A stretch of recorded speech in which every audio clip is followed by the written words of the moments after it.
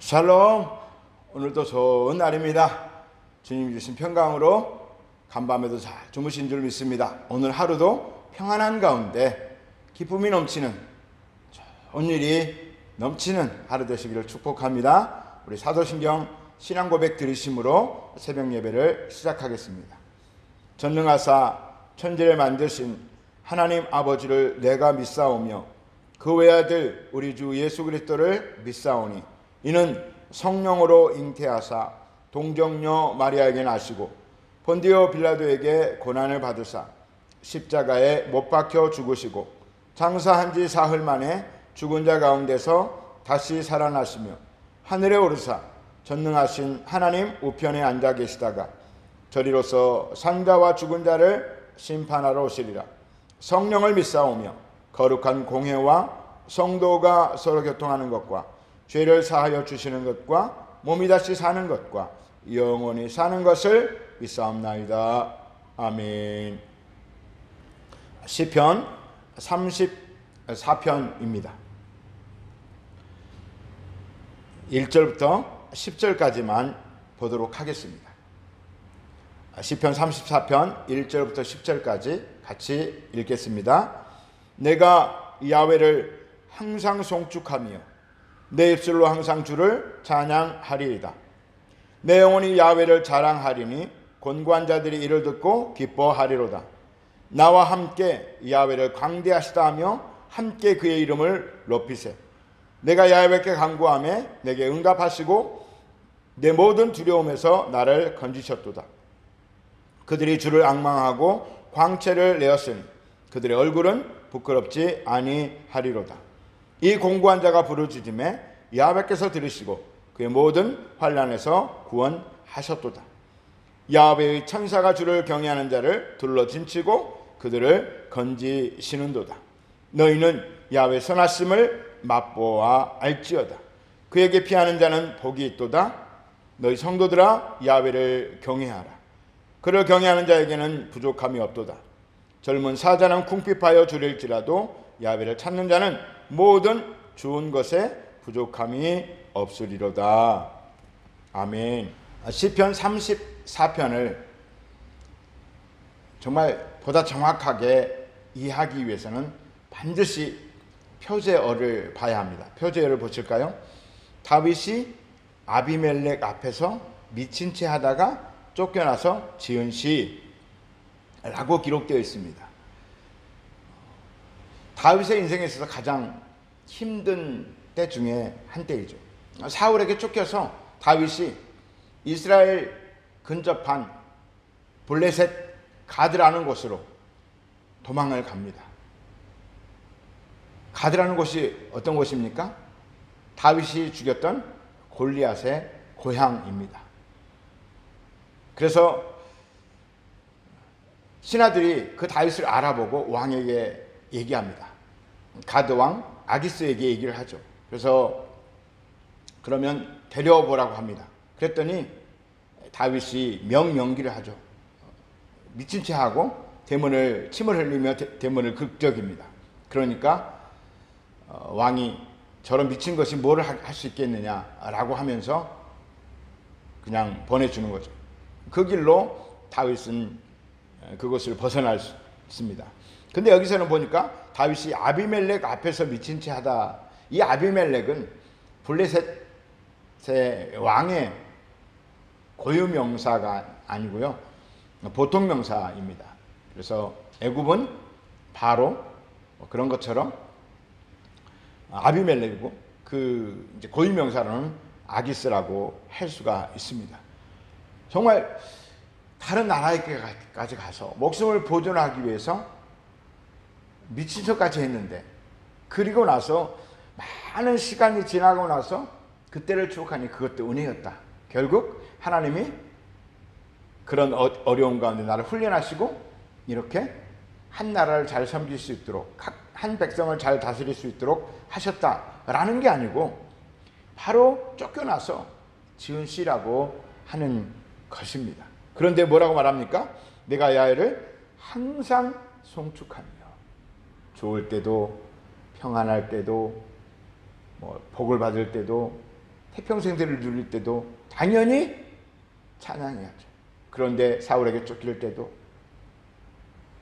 어떤 어려움이 있을 때도, 자기 자식이 죽었을 때도, 그리고 다른 나라에 쫓기는 비루한 정말 비참한 처지에서도 그는 고백합니다.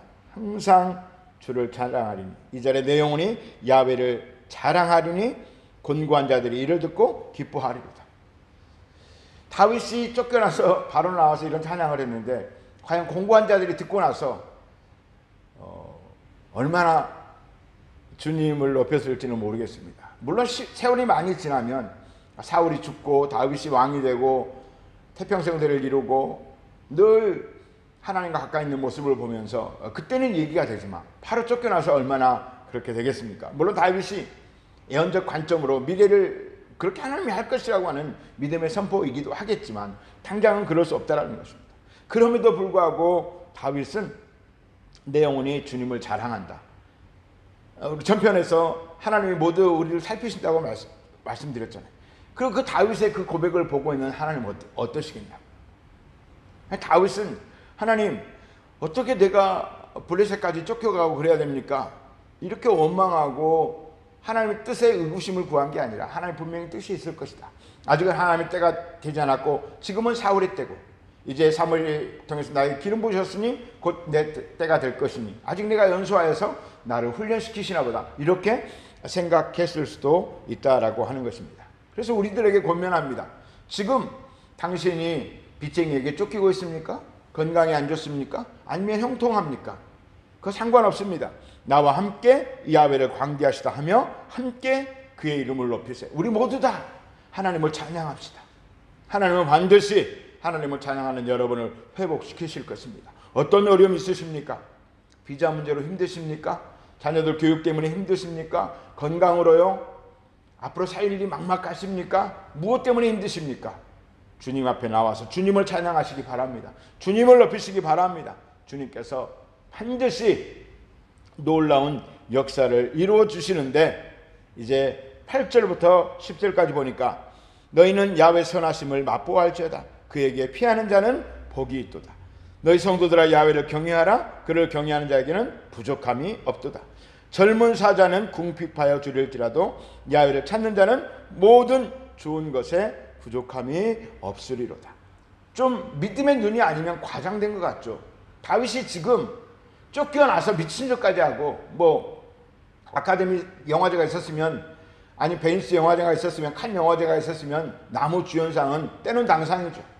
그런데 그런 상황에서 이렇게 고백하고 있는 다윗의 믿음이 대단하지 않습니까? 그런데 실제로 하나님은 그때 다윗에게는 그런 일이 일어나지 않았지만 우리 믿음의 후대들이 보니까 다윗의 삶을 봐도 그렇고 하나님을 경외하는 모든 믿음의 사람들의 삶을 봐도 그렇고 성경에 기록되지 않은 기독교 역사 가운데 사람들을 봐도 그렇고 우리 부모님들의 삶을 봐도 그렇고 교회에 오래 다니신 분들의 그 믿음 좋은 분들의 삶을 봐도 그렇고 하나님은 젊은 사자는 줄여서 궁핍할지라도 야훼를 경외하는 자에게는 모든 좋은 것에 부족함이 없게 하시겠다라고 말씀하시는데 이것이 사실이더라는 것입니다.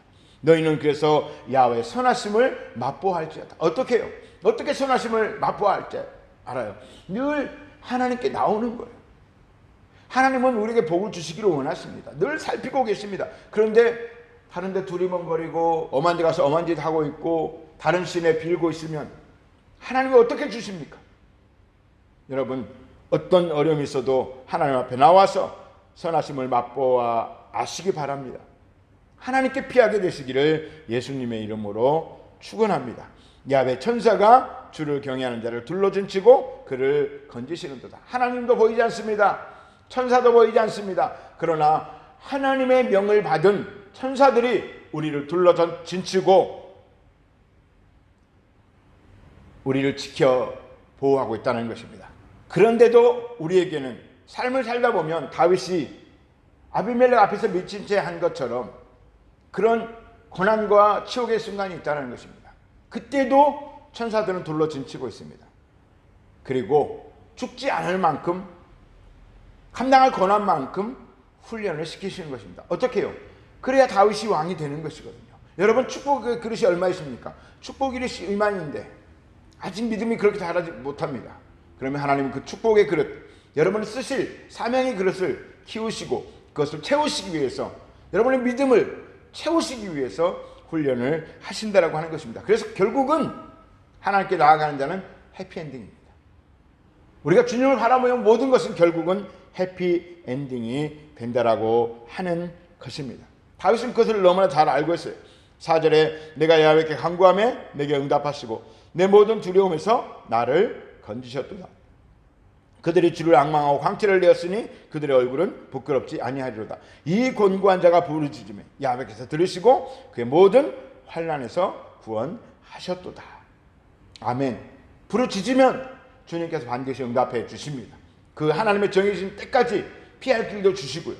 물론 이때 다윗이 사무엘상에 보면 이 가드에서, 블레셋에서 벗어나서 다시 어디로 가냐? 넙 땅이라는 곳에 갑니다. 너무 굶주렸어요. 이 시편 34편의 말대로 하면 바로 막 먹을 게 있고 누군가가 막 고기도 잡아주고 양도 썰어서 바베큐를 해주고 이렇게 무교봉도 먹게 하며 포도주를 먹게 하고 정말 기분을 좋게 하고 배도 불리며 그렇게 했어야지. 근데 그러지 않았어요. 넙 땅에 갔는데 먹을 게 없어요. 그래서 제사장이 물린 거룩한 떡, 일주일이 지나면 진설병상에 12 떡덩이를 6주씩 이렇게 놓지 않습니까? 그거를 일주일이 되면 다시 이제 안식일마다 바꾸지 않습니까? 그거는 제사장만이 먹을 수가 있는 거예요. 거룩한 곳에서. 그렇지만 정확한 의미는 모르겠지만 아히멜렉이, 제사장인 아히멜렉이 그것을 허락하셨단 말이에요. 그렇게까지 다윗은 겨우겨우 목숨을 유지하는 정도였습니다. 그렇지만 다윗은 이렇게 고백하고 있습니다. 이것이 다윗의 믿음입니다. 결국 지금 현재의 겨우 고통을 건널 만한, 그리고 견딜 만한 응답과 축복을 주시지만 1년 후에, 5년 후에, 10년 후에 하나님이 그려놓으신 청사전 그림을 보고 있는 것입니다. 어떻게 해요? 믿음의 눈으로요. 사랑하는 성도 여러분, 여러분이 손안에 붙잡혀 있으면 여러분의 5년 후에, 10년 후에는 완전히 달라질 것입니다. 그리고 내일도 또 견딜 수 있도록 힘을 주실 것입니다.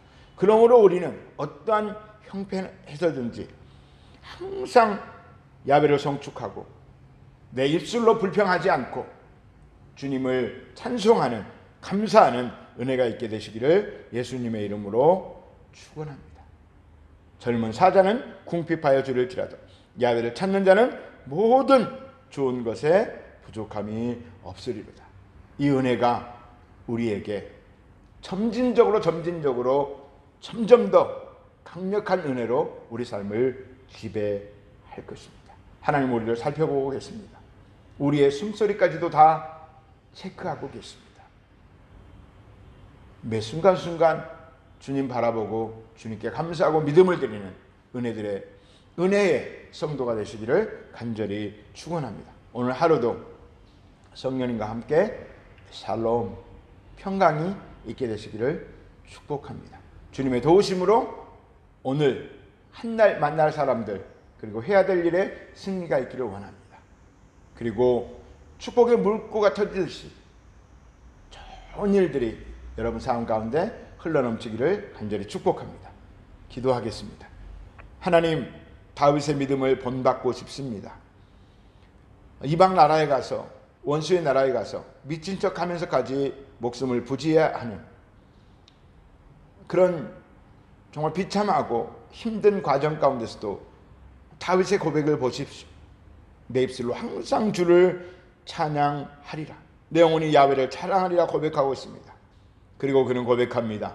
젊은 사자는 정말 굶어서 죽으려고 할지언정 하나님을 경외하는 자에게는 모든 좋은 것에 부족함이 없다. 지금 결핍이지만 예언적으로 선포하고 있는 것을 볼 수 있습니다. 이 믿음을 우리가 본받기 원합니다. 이 믿음을 허락하여 주시고 이 믿음의 기도를 통하여서 우리의 모든 삶들이 하나님의 뜻 가운데 아름답게 바뀌어지는 은혜가 있게 하여 주옵소서.